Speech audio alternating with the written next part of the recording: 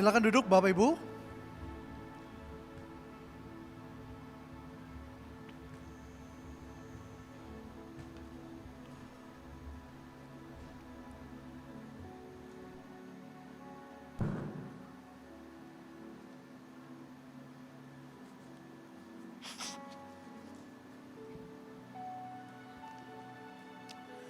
Dari kitab Kejadian sampai Wahyu, sebetulnya ada banyak firman dan janji Tuhan yang mengatakan intinya sebuah peristiwa perpindahan kekayaan dari dunia, dari bangsa-bangsa kepada gereja Tuhan. Dengan sebuah tujuan, penginjilan dan penyelamatan. Karena kalau kita melihat di dalam sejarah kehidupan manusia, kita ini sedang memasuki masa-masa yang tidak mudah. Dan secara pada umumnya, orang itu akan mudah disentuh untuk mengenal siapa juru selamat itu pada waktu susah. Kalau orang di masa senang sulit, saudara. Secara umum orang kalau lagi susah lebih mudah disentuh oleh kebaikan Tuhan. Contoh, masa pandemi kemarin, kita ini bisa datang ke daerah-daerah, desa-desa yang dulunya kita ajak pasar murah, pengobatan gratis, mereka tolak mentah-mentah. Tapi pada pandemi kemarin hampir semua, 99,9%, kita bisa datang mereka. Saya ikut loh Bapak Ibu. Saya ikut ke desa. Saya waktu itu super prokes. Kita bawa makanan. Kita bawa obat-obatan. Kita bawa beras. Itu pintu-pintu yang dulu sulit. Mereka bilang silahkan. Nah sekarang yang jadi masalah. Mengapa janji Tuhan itu belum terjadi? Artinya belum terjadi itu belum banyak orang mengalami. Ada dua hal yang perlu saudara perhatikan. Yang pertama adalah mentalitas bendahara. Tuhan sedang cari itu. Kalau sudah dapatkan mentalitas bendahara, baru teknis bagaimana yang dari dunia itu bisa kepada kerajaan Tuhan. Lalu saudara, pada waktu Tuhan Yesus dicobai, iblis ngomong loh, ini dunia aku berikan kepadamu. Dunia itu punya Tuhan, kekayaan punya Tuhan. Tapi sejak Adam dan Hawa jatuh dalam dosa, itu dikuasai oleh iblis. Makanya hari-hari ini saudara, kita ini sedang menyatakan bahwa kekayaan itu adalah punya Tuhan. Tinggal bagaimana proses dari dunia kepada gerejanya. Ini yang tidak mudah. Sekali lagi tadi, mentalitas bendahara. Ini sulit Bapak Ibu. Uang tuh kalau sudah di tangan, itu nggak mudah. Saya pernah cerita di Manaim, pada waktu saya membangun rumah, uang di tangan. Sehingga saya nggak bertanya-tanya kepada Tuhan, karena uang di tangan. Berbeda pada waktu saya membangun gedung gereja, uang nggak ada di tangan. Saya selalu bertanya, kalau ada tagihan saya naik ke lantai atas, saya berdoa. Sikap saya berbeda. Pada waktu uang di tangan, saya enggak seperti bendahara. Saya loh Bapak Ibu. Maka dari itu tidak mudah. Tema yang diberikan itu divine business. Saya percaya ada bisnis-bisnis yang dari Tuhan. Yang ilahi untuk menggenapi rencana. Nah, saya akan tunjukkan satu ayat terlebih dulu. Nah, Bapak Ibu, ayat ini ditulis pada waktu Daud di Hebron. Supaya kita tahu latar belakangnya. Ya, saya bersyukur kenal dengan seorang ahli sejarah, ya. Dan saya baru ngerti, oh, kita harus betul-betul mengerti latar belakang sehingga saudara bisa menjiwai. Ini ditulis pada waktu Daud di Hebron. Hebron adalah tempat penentuannya Daud. Kalau dia menang, dia akan menjadi raja untuk seluruh Israel. Tapi kalau dia kalah di Hebron, rencana Tuhan buat Daud gagal. Daudnya yang gagal, rencana Tuhan tidak. Nah, ini di Hebron ini penentuan. Saudara perhatikan di ayat sebelumnya tidak ada. Tapi di Hebron ada sebuah suku yang dimunculkan oleh Tuhan dengan tugas dan purpose khusus.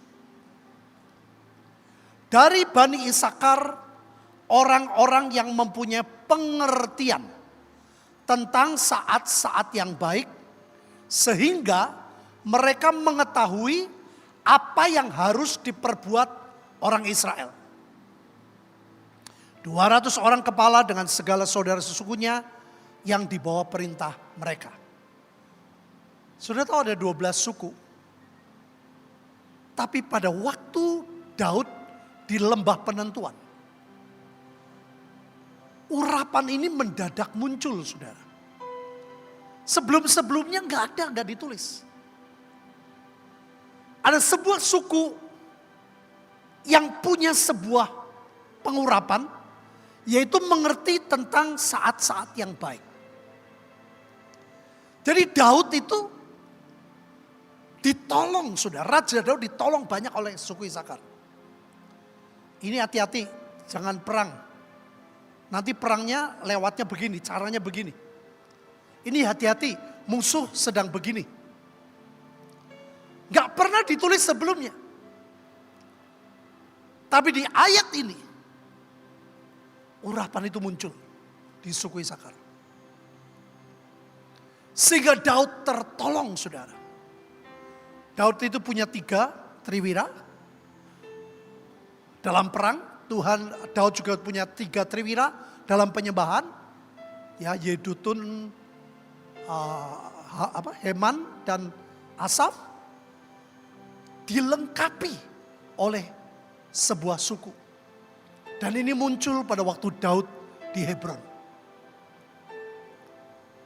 Suku ini yang menolong. Sehingga Alkitab berkata, sehingga mereka mengetahui apa yang harus diperbuat orang Israel. Saudara, sebetulnya di perjanjian lama dengan perjanjian baru sekarang, dulu tuh dalam dunia perang fisik. Sekarang sama. Perang, tapi perang di dalam perniagaan. Perang dalam bisnis. Kalau dulu, zaman dulu, kalau Raja Israel menang, itu rakyatnya naik harkatnya. Karena apa? Dapat jarahan, dapat upeti. Zaman dulu naik turunnya harkat bangsa itu dari perang. Sekarang juga sama. Cuman perangnya di dunia perniagaan. Nah, ini yang orang Kristen harus sadari. Harus memiliki mentalitas.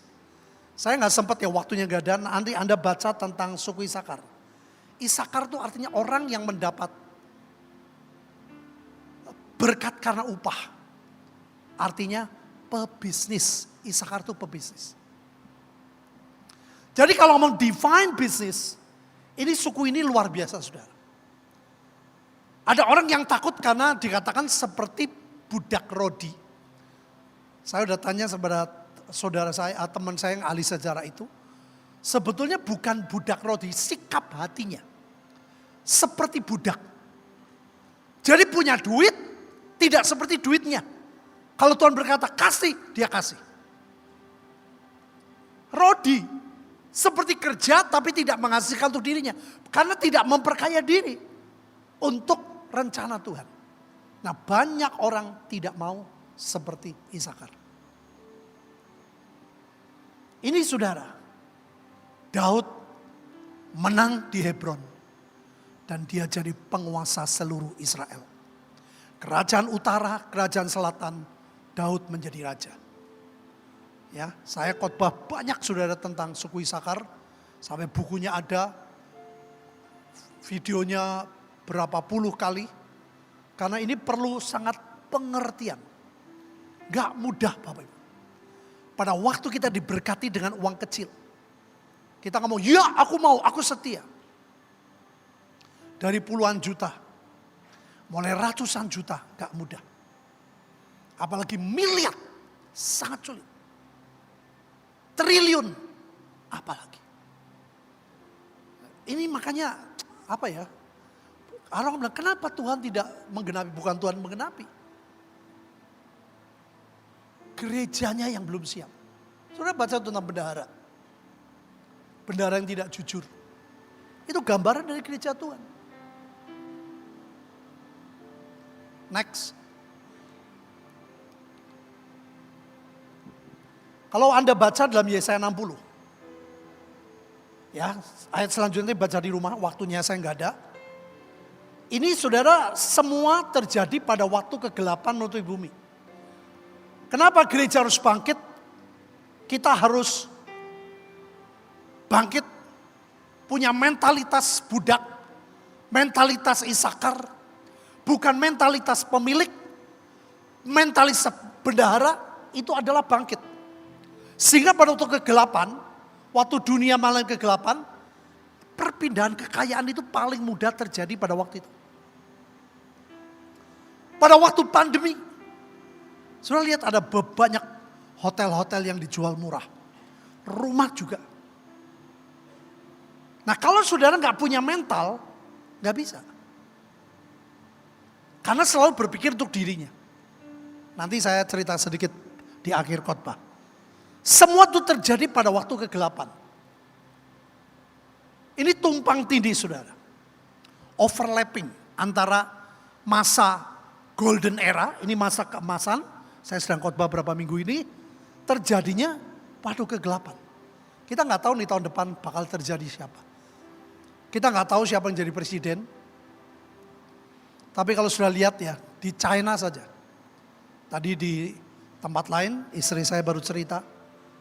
Sudah tahu kekristenan di China itu luar biasa. Betul-betul luar biasa, yang underground. Mereka tuh waduh, masuk penjara itu gak dianggap penderitaan. Sudah. Berapa bulan yang lalu, saya sudah rindu pengen, saya bilang, oh pastor ini lagi di penjara. Hah, saya kaget. Istrinya bilang, oh gak apa-apa, biasa. Buat mereka penderitaan itu biasa. Nah ini makanya gak mudah sudah. Kalau jadi pebisnis, penderitaan itu biasa gak? Maksudnya apa? Kalau Tuhan berkata, beri, kasih. Sekali lagi, jumlah kecil gampang. Jumlah besar tidak mudah. Harus latihan. Next. Ini yang Tuhan janjikan dalam Yesaya. Engkau akan melihat berseri-seri. Engkau terdengar besar hati sebab kelimpahan di seberang laut akan beralih kepadamu. Kekayaan bangsa akan datang kepadamu. Saudara, ini sesuatu yang dijanjikan. Tapi mengapa belum banyak? Belum banyak orang. Rata-rata kalau sudah uang di tangan, sulit. Saya hamba Tuhan, saudara. Begitu uang di tangan, saya renovasi rumah saya nggak banyak tanya sama Tuhan. Orang bilang ini terbaik saya beli, ini terbaik saya beli. Saya nggak bertanya. Nggak mudah Bapak Ibu. Next. Sekali lagi, kapan peristiwa itu terjadi? Perpindahan. Beginilah firman Tuhan semesta alam, sedikit waktu lagi akan menggoncangkan langit dan bumi, laut dan darat. Aku akan menggoncangkan segala bangsa. Sehingga, lihat, pada waktu kegoncangan, barang yang indah-indah kepunyaan segala bangsa datang mengalir, maka akan mengenai rumah ini dengan kemegahan firman Tuhan semesta alam. Pencurahan Roh Kudus yang terakhir akan lebih hebat dari zaman Kisah Rasul. Halo? Halo? Di zaman Kisah Rasul masih banyak orang susah ekonomi. Mereka mengumpulkan dana untuk menolong orang-orang kudus di Yerusalem. Yoel berkata akan terjadi double porsi pencurahan roh di akhir dari akhir zaman. Ini yang ditulis. Caranya gimana? Kegoncangan. Jadi saudara jangan kaget kalau nanti akan ada kegoncangan lagi. Saya kedatangan seorang hamba Tuhan, almarhum Alex Abraham. Waktu beliau belum meninggal ke Temanggung, dia bilang, dan Pak Petrus tahu, Betani Nginden itu diawali dari apa? Saya diceritain sudah. Itu di zaman G30 SPKI. Pada waktu semua orang yang DPO PKI itu mesti dipenjara dan banyak dibunuh. Saudara, beliau berani melawan arus. Itu kegelapan. Mereka sewa gedung, sewa gudang untuk ngumpulin orang-orang DPO PKI. Padahal di zaman itu orang yang bersentuhan dengan PKI itu bisa masuk penjara. Dianggap serumpun. Dia berani sudah. Khotbahin, suruh percaya Yesus, besok dia lapor ke lurah, ke camat, ke bupati. Dia bilang, dia lapor, mereka, loh kenapa kamu ngumpulin mereka? Kan mereka DPO. Mereka bilang, saya sedang mengajak mereka mengenal sila pertama ketuhanan. Sudah luar biasa. Akhirnya ada orang-orang yang betul-betul tersentuh. Dan dia bersama-sama membuat Betani Nginden, gereja terbesar di Indonesia sekarang. Sama kemarin pada waktu pandemi. Orang ketakutan setengah mati. Bersentuhan selalu bicara kematian. Saya ditegur seorang hamba Tuhan saudara. Dia pendoa di Indonesia. Waktu ke tempat kami dia bilang, siapa yang sembuh? Kira-kira ada 300 orang yang kena COVID berat termasuk saya. Dan sembuh. Dan hamba Tuhan berkata, jangan cuma bersyukur sembuh. Yang sudah sembuh, ayo ke desa-desa. Langsung saya respon. Dan itu bukan cuma sekali loh. Seminggu sekali, 2 minggu sekali. Terus kita datang. Wah, duitnya banyak sudah. Sekian miliar kita keluar uang. Lebih baik uang itu buat bangun gedung. Tapi untuk menyentuh jiwa. Makanya gak mudah saudara. Teorinya mudah, prakteknya gak mudah. Ya, kita semua takut. Nah nanti saudara kita gak tahu akan ada kegelapan apa. Akan ada kegoncangan apa. Tapi sebenarnya rencana Tuhan tuh ini. Supaya perpindahan. Next. Ayo baca bersama saya. 2, 3. Kepunyaan Tuhanlah perak dan kepunyaan Tuhanlah emas. Demikianlah firman Tuhan semesta alam. Adapun rumah ini, gereja ya, gereja Tuhan, kemegahannya yang kemudian akan melebihi kemegahannya yang semula firman Tuhan semesta alam. Dan di tempat ini aku akan memberi damai sejahtera, demikianlah firman Tuhan semesta alam. Amin. Zaman Kisah Rasul itu belum apa-apa sudah. Tuhan akan janjikan lawatan terbesar di zaman kita. Dulu Ibu Nani dapat firman 85% Indonesia dilawat Tuhan. Amin saudara. Beri kemuliaan buat Tuhan Yesus. Gimana caranya? Melalui divine business. Ada orang-orang yang dipercaya Tuhan. Tidak menjadi pemilik. Hati pemilik, tapi hati bendahara. Baru ayat ini bisa terjadi.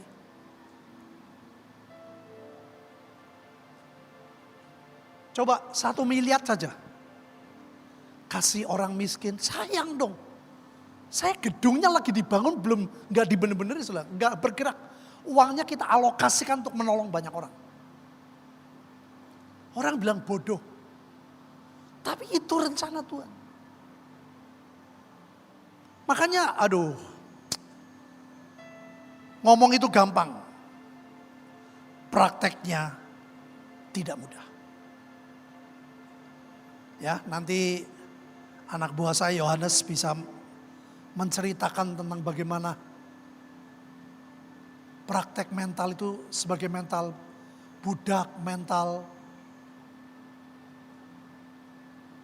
bendahara nggak mudah. Ya, sebelum Yohanes khotbah saya cerita dulu saudara. Dia ngalami. Saya kenal hatinya. Pada waktu orang tuanya memberi warisan sangat besar. Warisannya tidak ditelan untuk dirinya. Tapi untuk gereja. Saya lihat sendiri saudara. Saya tahu. Makanya praktek gak mudah. Saudara kamu gak latihan dari sekarang sulit. Anak-anak saya saudara. Dulu pada waktu zaman pertama kali handphone. Kan banyak. Siapa persembahan handphone ditabur toh? Saya bilang sama anak-anak. Kamu mau nabur handphone? Ya, papa tidak kasih lagi. Saudara ngerti maksudnya? Tahu? Saya pengen tahu hatinya. Kalau betul-betul handphone ditabur, harus punya konsekuensi, papa tidak kasih lagi. Saya caranya begitu saudara. Jangan kamu kasih ya, nanti biar Tuhan kasih, saya enggak. Saya siapkan mentalnya. Kamu mau nabur? Kan bilang, Pak, handphonenya tak tabur, boleh. Saya enggak bilang tidak. Tapi, papa tidak beli lagi. Saudara, di situ anak-anak saya punya pengalaman. Tahu-tahu ada saya undang hamba Tuhan dari Jakarta, pelayanan ke Temanggung. Dia bisa ingat anak saya. Dia bilang, saya mau kasih handphone ke dia. Dia punya handphone enggak? Waduh, sudah ditabur. Oh, pantesan saya disuruh kasih. Merek apa? Saya enggak tahu, urusan langsung. Tuhan ganti jauh lebih mahal dari yang dia tabur. Tapi bukan karena saya. Ngerti Bapak Ibu ya? Bukan karena saya mengiming-iming. Kita ini dengan Tuhan jangan transaksional. Itu salah. Saya kurang cocok. Klaim. Saya bilang enggak. Kita enggak berbuat apa-apa kok. Semua karena anugerah Tuhan. Kalau Bapak Ibu dengerin khotbah Engkong Yusa. Dia intinya selalu satu. Anugerah Tuhan. Semua karena Tuhan. Kita enggak ngapa-ngapain. Saya enggak berani klaim. Enggak berani. Saya khotbah kemarin. Seorang hamba Tuhan ahli sejarah, dia berkata, Yesaya 60 pulau-pulau yang jauh Tuhan dinantikan. Kenapa saudara? Karena di zaman Salomo dulu, membangun bait Allah. Itu emas terbanyak tuh dari Indonesia loh. Mengirim dan kayu cendana. Emas dari Sumatera, kayu cendana dari NTT. Saya baru tahu ada tahunnya. Dan kapal waktu itu 3,5 tahun baru nyampe. Makanya Yesaya 60 berkata, aku yang dinanti-nantikan pulau-pulau yang jauh. Siapa pulau-pulau yang jauh? Indonesia. Wih, saya kaget. Waktu saya khotbah di Malang bersama beliau menjelaskan secara sejarah, saya secara profetik. Saya diberkati banget. Makanya saya nggak bilang berani klaim. Yang mengerjakan saudara-saudara kita dulu. Dan itu enggak kira-kira membangun bait Allah loh. Emas untuk bait Allah. Kayu cendana untuk bait Allah. Maka mau tidak mau, Tuhan pasti menggenapi janjinya. Amin. Semua dunia akan resesi bisa. Indonesia pasti resepsi. Nah, makanya dimunculkan perlu orang-orang yang punya hati seorang bendahara. Itu tidak mudah. Next.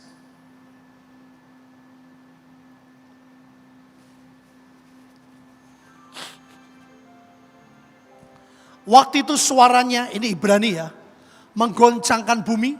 Tetapi sekarang ia memberikan janji satu kali lagi akan menggoncangkan. Bukan hanya bumi, melainkan langit juga. Sesuatu yang rohani juga digoncang Bapak Ibu. Ungkapan satu lagi menunjuk kepada perubahan pada apa yang dapat digoncangkan. Karena ia dijadikan supaya tinggal tetap apa yang tidak tergoncangkan. Tadi istri saya baru ngomong kalau ada 100 botol, ada satu yang tidak bisa pecah, caranya gimana supaya tahu? Hah? Kalau ada 100 botol, ngomong ada satu yang tidak bisa pecah, caranya gimana? Gimana? Ya dipecahin. Kegoncangan itu Tuhan izinkan. Supaya dunia tahu, hanya kerajaan Tuhan Yesus yang tidak tergoncangkan. Amin Bapak Ibu. Maka dari itu siapkan diri. Kita akan lihat hal-hal yang belum pernah terjadi. 1 Korintus 2 ayat 9 itu betul-betul akan terjadi. Perpindahan kekayaan betul-betul terjadi. Hanya masalahnya, saya kan doa sebentar nanti cuma mentalitas. Kita minta, sudah lihat khotbah Yesus awal, Matius 6. Tentang mamon. Yang menyaingi Tuhan buat kekristenan. Bukan setan, tapi mamon. Mamon itu kekayaan. Saya dulu saudara tahun 82 sudah boleh jadi penginjil. Saya sering kali pelayanan di penjara-penjara. Kalau ketemu orang Kristen di penjara, sebagian besar mesti masalah uang. Yang menyanyi Tuhan itu mamon. Makanya saudara kalau nggak latihan nggak bisa.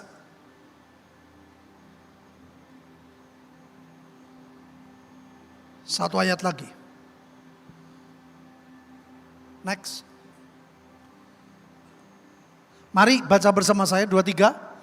Jadi karena kita menerima kerajaan yang tidak tergoncangkan. Marilah kita nomor 1 dan kedua beribadah kepada Allah menurut cara yang berkenan dengan.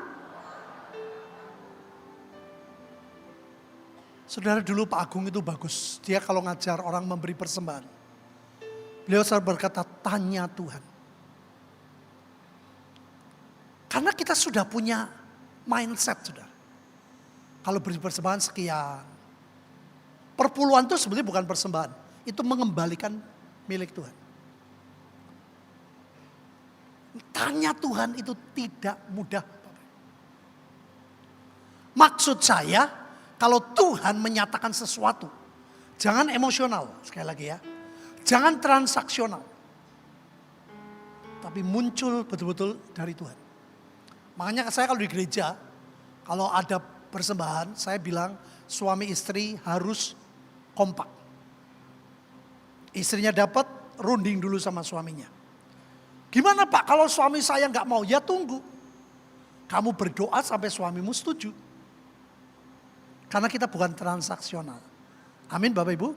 Dengan pengertian.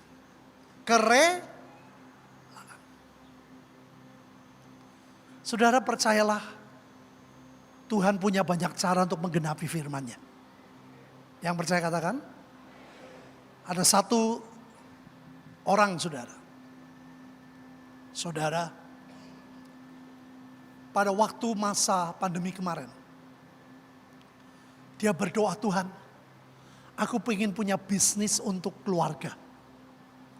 Dia mampu tapi kakak adiknya masih belum mampu. Ada kakak ada adik belum mendapat. Saudara. Sehingga dia berdoa Tuhan. Kalau boleh berikan divine business. Saudara tahu apa yang terjadi? Dia terus doa, dia doa Tuhan berikan tuntunan. Apakah harus beli rumah kos, atau kau beli ini, beli itu. Dia berdoa saudara, sambil terus tanya Tuhan. Satu kali ada teman dia memberitahu. Ini ada perusahaan ya, makanan. Ada sebuah usaha makanan. Orangnya sudah senep saudara. Karena pegawai-pegawainya tidak jujur, rugi terus, dan udah dijual. Sampai sebegitu rendah, harusnya sekian miliar, itu cuma 600 juta. Saudara. Dan dia dengan anugerah Tuhan dia beli. Ya ini belajar saudara, kecil untuk kakak adiknya. Dia belum bisa untuk banyak orang, untuk kakak adiknya.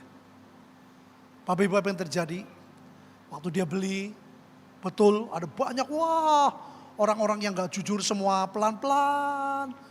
Dibetulin, di-manage, semua saudara. 3 hari yang lalu, salah satu saudaranya dia telepon saya. Saya tanya penghasilanmu berapa? Ya omset, dia beli 600 juta sudah, itu membeli semua. Omsetnya 1 bulan minimal 300 juta. Saya kaget, beli 600 juta, sekarang penghasilan omset 300 minim. Saya bilang, bersih berapa? Ya kira-kira 100. 1 bulan. Dibagi untuk kakak adiknya. Saudara ngerti maksud saya? Harus belajar jangan semua untuk diriku. Saudara latih di keluarga. Latih di kakak adik. Latih di saudara. Baru bisa perkara yang besar. Orang yang setia dalam perkara kecil akan diberikan tanggung jawab yang besar. Makanya gak mudah saudara. Saya ngalami ratusan juta saudara. Uang saya pribadi untuk pekerjaan Tuhan.